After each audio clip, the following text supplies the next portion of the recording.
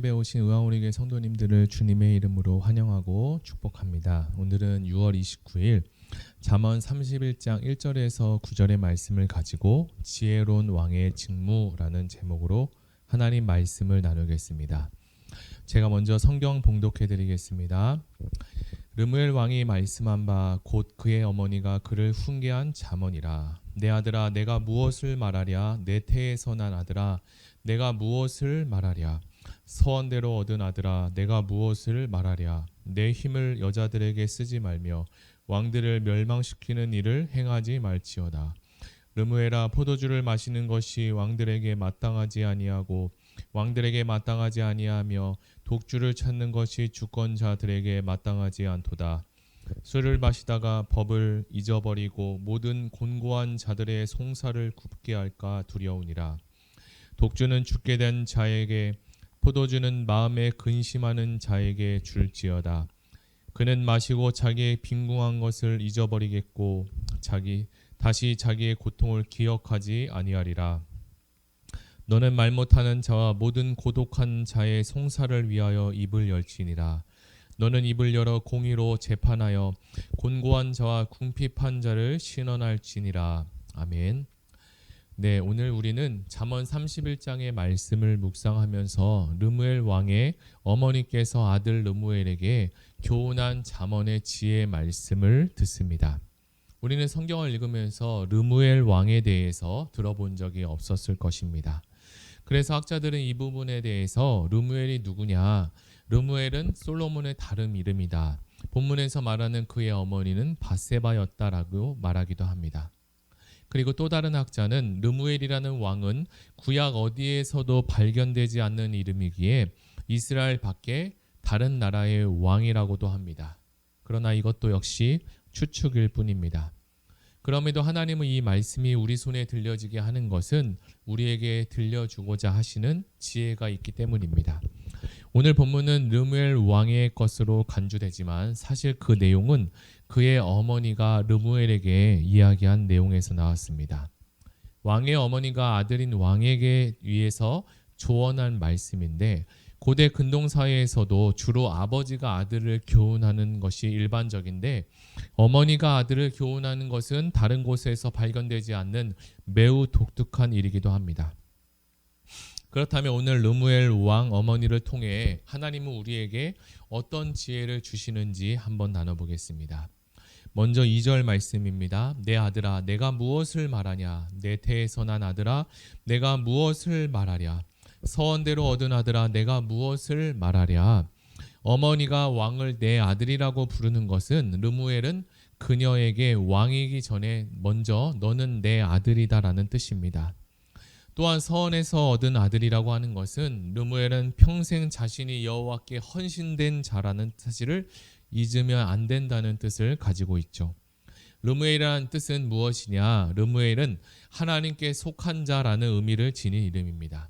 지금까지 배워온 잠언에서는 잘 자란 자녀가 부모의 자랑이라고 하는데 르무엘은 어머니의 마음을 기쁘게 한 아들입니다. 우리는 흔히 서원하면 떠오르는 인물이 있는데요. 이는 한나가 기도로 낳은 사무엘입니다. 사무엘이 왕이 된 것은 아니지만 어머니 한나의 기도로 어머니의 기쁨이 되었고 이스라엘 전체에 좋은 영향을 끼친 인물 중에 한 사람입니다.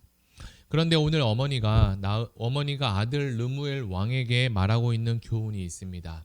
먼저 첫 번째 교훈은 여자에 관한 것입니다. 3절 내 힘을 여자들에게 쓰지 말며 왕들을 멸망시키는 일을 행하지 말지니라. 힘을 여자들에게 쓸지 말라고 권면하고 있는데요. 여기서 말하는 힘은 시간과 능력 그리고 재산과 군대 등으로 다양한 의미들을 내포하고 있습니다. 다시 말하면 너는 왕으로서 내가 가진 힘과 재원들을 그들에게 낭비하지 말고 나라의 평안을 위해서 그리고 번영을 위해서 사용하라고 가르치고 있습니다. 또한 이것은 모든 여자들을 다 가르치는 것은 아닙니다. 왜냐하면 3절 하반절에 어떤 여자를 멀리해야 하는지 구체적으로 말하고 있기 때문입니다. 그것은 왕을 멸망의 길로 인도하는 여자를 멀리하라고 합니다. 그렇다면 멸망으로 인도하는 여인은 과연 어떤 여인일까요? 그것은 4절에서 7절의 이야기를 듣고 이야기를 나눠보겠습니다. 4절에서 7절 말씀을 잠시 읽어드리겠습니다. 의무해라. 포도주를 마시는 것이 왕들에게 마땅하지 아니하고 왕들에게 마땅하지 아니하며 독주를 찾는 것이 주권자들에게 마땅하지 않도다. 술을 마시다가 법을 잊어버리고 모든 공고한 자들의 송사를 굽게 할까 두려우니라. 독주는 죽게 된 자에게, 포도주는 마음에 근심하는 자에게 줄지어다. 그는 마시고 자기의 빈궁한 것을 잊어버리겠고 다시 자기의 고통을 기억하지 아니하리라. 어머니의 두 번째 권면은 술을 멀리하라는 것입니다. 어머니가 아들 왕에게 주는 금지사항은 술을 마시지 말라는 것인데, 여기서 말하는 독주는 곡물이나 과일을 발효시켜 만든 독한 술을 말합니다. 이것은 너무 독해서 보통 먹을 때 물로 희석해서 마셨다고 합니다. 지위가 높을수록 그리고 책임감도 같이 커지기 때문에 소량의 술을 마시지도 말라고 당부합니다. 이는 술로 인해서 조금이라도 책임을 완수하지 못하는 일이 생길 수 있기 때문입니다. 무엇보다도 술에 취하면 판단력이 흐려지고 정의롭고 공의로운 다스림을 잘 하지 못하기 때문에 염려하고 있습니다. 5절에서는 이것을 다시 보충하고 있는데요. 술을 마시다가 법을 잊어버리고 모든 공고한 자들의 송사를 굽게 할까 두렵다.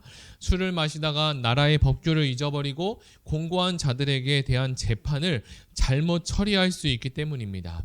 왕은 공고한 자들에게 억울함을 풀어주어야 하는데 오히려 공고한 자들에게 불리한 판결을 내려서 악인들이 득을 볼 수도 있기 때문입니다. 그래서 르무엘 왕의 어머니는 5절에서 독주와 포도주는 마음에 근심 있는 자에게 주어 그것을 마시고 고통을 잊게 하라고 말씀합니다. 즉 포도주와 독주를 기능은 잊게 만드는 것으로서 한정합니다. 이것을 가난한 자에게 주면 자신의 가난함의 고통을 잊게 된다는 거죠. 그런데 그 술을 가난한 자에게 주면 그가 가난을 잊을 정도로 포도주와 독주가 강한 성분을 지녔다는 것도 의미합니다. 가난한 자가 마시고 이 가난을 잊을 정도니 왕이 마시면 법도를 잊고 불공정한 통치를 하게 될 것은 너무나 당연한 결과라는 뜻이죠. 3절과 4절 그리고 5절과 7절의 내용을 정리해 보면 르무엘 왕의 어머니가 르무엘에게 삼가 주의하라고 경고한 대상은 왕을 멸망시키는 여인과 포도주와 독주였습니다. 그 이유는 왕의 공의로운 통치를 방해할 수 있기 때문에 이것을 피하는 것이 바로 참된 지혜의 삶입니다. 이어서 나오는 8절과 9절은 왕이 해야 할 긍정적인 교훈에 대해서 이야기합니다. 8절 너는 말 못하는 자와 모든 고독한 자의 송사를 위하여 입을 열지니라. 너는 입을 열어 공의로 재판하며 곤고한 자와 궁핍한 자를 신원할지니라. 말 못하는 자와 사라져가는 자를 위하여 재판에서 입을 열어 말하라는 것인데, 왕은 재판에서 최종 결정권을 지닌 권위자로서 그가 입을 열어 말한다는 것은 가난한 자를 위한 결정을 한다는 것도 의미합니다. 즉 왕이 여인과 독주를 피해야 하는 것은 바로 이 그의 통치를 위해서 가난한 자 그리고 억울한 자를 변호하기 위함이기도 하죠. 9절도 이와 같이 이야기하는데 곤고한 자와 궁핍한 자를 신원하는 것이 곧 왕의 직무다라고 합니다. 공동체의 지도자는 그 공동체 내에서 가장 연약하고 힘없는 자들을 돌보아야 합니다.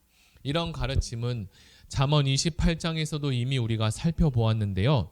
신약의 예수님도 만왕의 왕으로서 소외된 자 그리고 힘없는 자들을 위해 애쓰고 힘쓰는 모습을 우리가 성경을 통해서 보고 있습니다. 왕은 그들의 입이 되어서 억울한 일이 없게 하라고 뜻합니다. 사람들의 시선에서 멀어지고 버려진 자들을 그 억울함을 풀어주고 도와주라는 것을 이야기하죠. 왕만이 이것을 실행할 수 있는 권한과 권리를 가진 사람이기 때문에 왕 자신이 의지만 있다면 얼마든지 이것을 실행할 수 있습니다.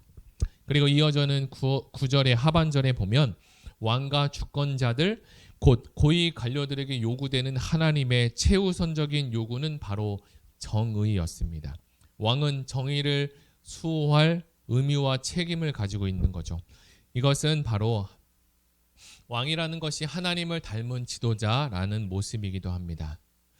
사실 어렵고 힘든 사람들은 누구도 의지할 사람도 없고 도와줄 사람도 없습니다. 그들의 유일한 소망은 자신들의 이 억울함에 대해서 귀를 기울여주는 재판관을 만나는 것입니다. 우리는 영원한 재판장 대신 예수 그리스도를 만난 사람입니다. 우리의 도움은 영원한 예수님 한 분뿐인데 우리 안에 가지고 있는 억울함을 가지고 예수님께 나아간다면, 그리고 그분께 아랜다면 우리의 억울함을 귀 기울여 주시는 진정한 재판관 예수 그리스도를 만날 수 있습니다. 어머니는 나라의 최고 재판관인 이 왕에게 절대 약한 자들의 권리를 짓밟히는 것을 보고 침묵해서는 안 된다고 당부합니다. 또한 성경은 이미 모세오경부터 약자들에 대한 편파적인 판결을 내리는 것을 금지하고 있죠. 우리는 하나님이 이 땅에 공의와 정의를 행하는 일에 사용하시는 바로 하나님의 자녀입니다.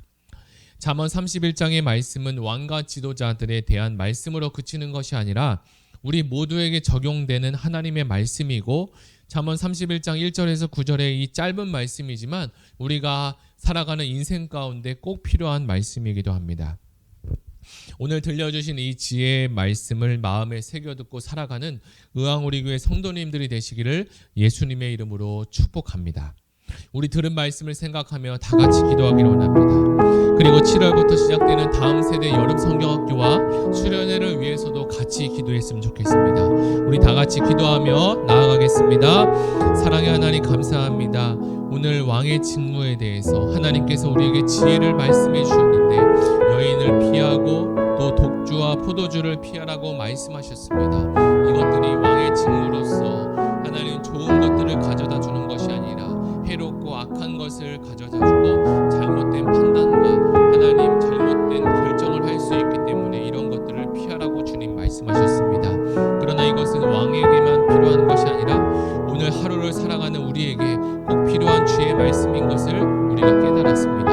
하나님, 우리에게도 올바른 판단과 분별을 할 수 있도록, 그리고 결정을 할 수 있도록, 그리고 연약하고 그리고 힘든 자들, 힘이 없는 사람들을 도와줄 수 있는 하나님, 우리가 의지와 의무를 결정을 할 수 있도록 주님 도와주시옵소서. 하나님, 그런 7월부터 시작되는 다음 세대 여름 수련회, 여름 성경학교를 위해서 같이 기도합니다.